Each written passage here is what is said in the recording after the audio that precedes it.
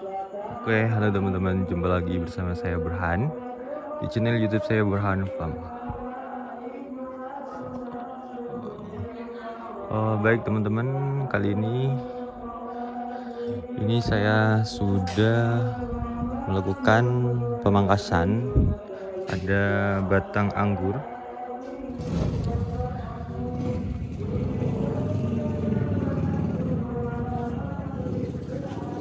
Nah, jadi dilakukan pemangkasan cabangnya supaya tetap tertata dan buahnya bisa maksimal teman-teman.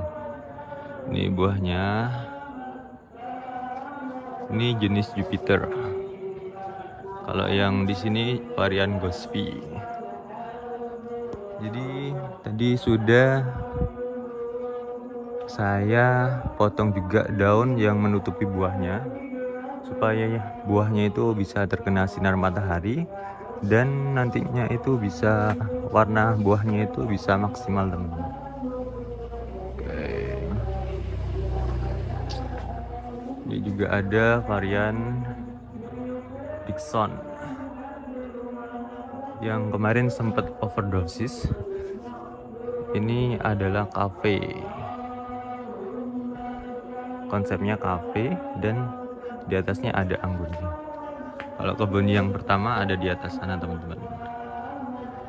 Oke, kita masuk ke dalam.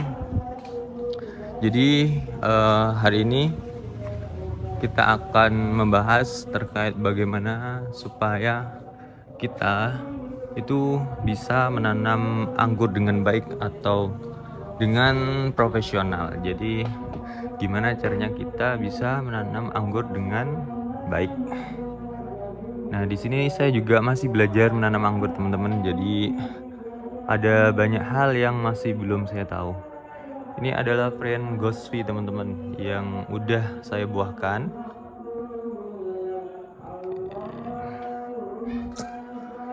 Kita lihat-lihat kebun dulu ya. Kalau yang ini Heliodor masih pembentukan cabang. Oke. Ini maaf ya, waktu tag video malam hari agak tidak kelihatan ya teman-teman. Yang di sini juga masih persiapan untuk pembuahan.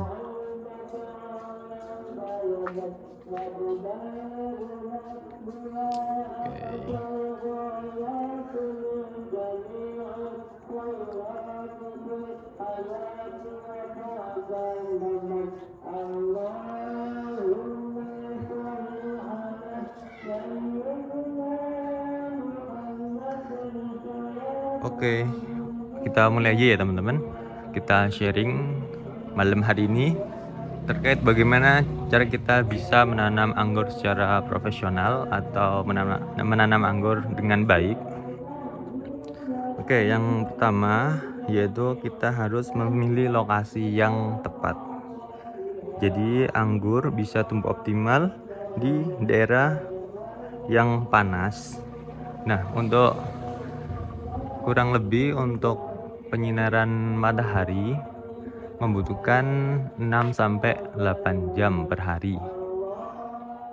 Lalu juga anggur ini bisa tumbuh dengan baik ketika di tanah yang pH-nya antara 6-7 dan memiliki porositas yang tinggi teman-teman. Nah, yang kedua itu gimana kita bisa menanam anggur dengan baik, yaitu kita harus memilih varian yang tepat. Jadi apakah kita mau menanam anggur meja atau table grape, apakah kita mau menanam anggur wine. Jadi kita harus tentukan. Nah, ketika kita memilih menanam anggur meja, kita harus memilih varian yang sudah terbukti kegenjahannya atau mudah untuk dibuahkan dan rasa buahnya itu enak teman-teman. Jadi akan mempermudah kita dalam menanam anggur. Oke, yang ketiga teman-teman yaitu desain kebun anggur. Jadi dalam kita menanam anggur kita harus menentukan jarak tanam yang sesuai. Nah, di sini saya menemukan jarak tanam 2,5 teman-teman yang ini. Ini 2,5, tetapi cabang tersiernya masih saling bertumpuk teman-teman. Jadi untuk idealnya itu kalau para-para kita buat jarak 2-3 meter. Lebih maksimal menurut saya itu jaraknya 3 meter. Supaya cabang tersiernya itu tidak saling bertumpukan teman-teman. Karena di sini konsepnya display, jadi enggak apa-apa jaraknya itu agak dekat teman-teman. Kalau semisal skala kebun mungkin bisa 3 meter untuk yang sistem para-para. Kalau yang teralis itu bisa menyesuaikan 1,5 meter, 2 meter untuk cabang sekundernya, atau 3 meter. Nah, untuk yang para-para ini untuk ketinggiannya bisa menyesuaikan antara 1,5 sampai 2 meter kurang lebih. Itu menyesuaikan untuk skala untuk di kebun atau untuk display untuk kafe, semisal untuk parkiran. Jadi semisal untuk kafe para-paranya itu bisa lebih tinggi. Kalau sistem di kebun itu para-paranya bisa lebih pendek agar memudahkan kita untuk merawat anggur. Jadi lalu yang berikutnya itu kita harus melakukan perawatan yang optimal teman-teman. Jadi meliputi penyiraman, pemupukan, dan pemangkasan. Jadi untuk penyiramannya kita bisa menggunakan irigasi tetes teman-teman. Nah, di sini sendiri itu saya belum menggunakan penyiraman dengan menggunakan sistem irigasi tetes. Nah, di sini masih manual. Lalu juga kita harus mengontrol untuk kelembapan tanahnya teman-teman. Jadi kan kalau anggur ini tidak suka tanah yang terlalu basah. Jadi tanahnya itu harus lembab. Lalu untuk pemupukan itu kita bisa menggunakan pupuk organik seperti kompos dan juga pupuk kandang. Lalu juga kita bisa menambahkan pupuk yang kaya akan nitrogen ketika pada masa vegetatif, dan juga kita bisa menambahkan pupuk yang kaya akan fosfat dan kalium ketika fase generatif teman-teman.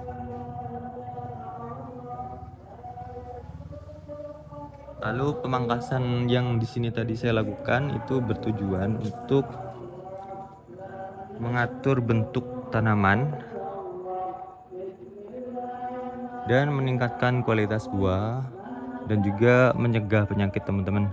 Jadi kalau banyak daun yang bertumpuk itu rawan untuk terkena serangan jamur. Jadi kita harus melakukan penyiraman, pemupukan, dan pemangkasan secara rutin.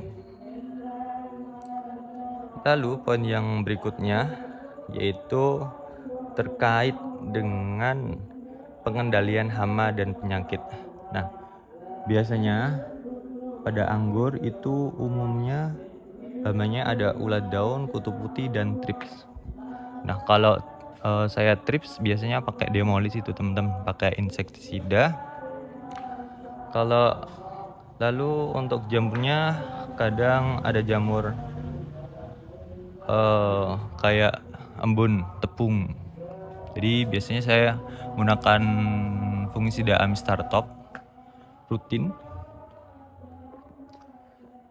Jadi untuk dosisnya menggunakan fungisida biasanya saya untuk pencegahannya menggunakan dosis minimal teman-teman. Kalau udah terkena biasanya saya menggunakan dosis 0,5 per liter. 2,5 mili per liter.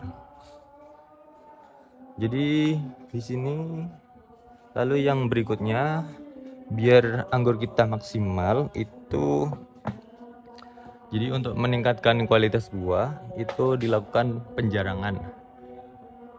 Nah, ini sudah saya lakukan penjarangan. Untuk penjarangannya 1 kali teman-teman, ini Mas ya. Nanti kita lakukan penjarangan lagi supaya buahnya itu bisa maksimal teman-teman. Dan juga kita harus mengontrol cahaya matahari. Jadi sebisa mungkin buah ini harus terkena sinar matahari secara optimal agar bisa menjadi bagus teman-teman. Lalu juga yang terakhir, ketika kita panen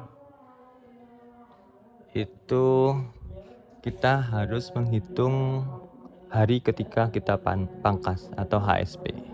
Jadi kurang lebih untuk pematangan buah anggur itu 120 sampai 130 hari tergantung jenisnya teman-teman. Mungkin kalau jenis Jupiter itu pematangannya bisa lebih cepat.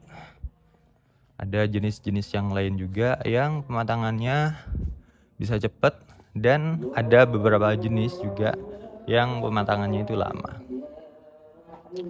Baik teman-teman, mungkin itu tadi gimana caranya kita bisa menanam anggur dengan baik.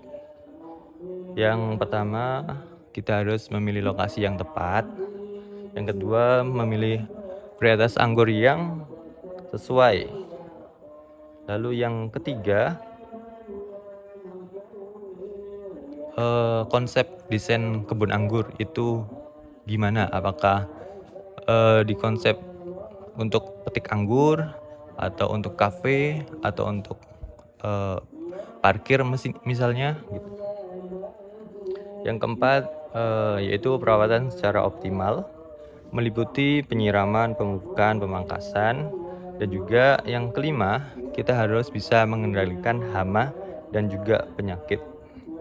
Lalu untuk yang keenam, yaitu meningkatkan kualitas buah dengan melakukan penjarangan dan melakukan pemupukan secara rutin teman-teman. Terus yang ketujuh, supaya bisa maksimal lagi, kita harus mengetahui kapan kita panen teman-teman. Oke teman-teman, mungkin itu saja untuk video hari ini. Saya mau melakukan penyiraman dan juga melanjutkan untuk bersih-bersih, membersihkan ranting dan daun yang sudah saya potong tadi. Oke teman-teman, mungkin itu saja. Semoga bermanfaat ya teman-teman, dan menginspirasi dan bisa membantu. Oke teman-teman, terima kasih. Assalamualaikum warahmatullahi wabarakatuh.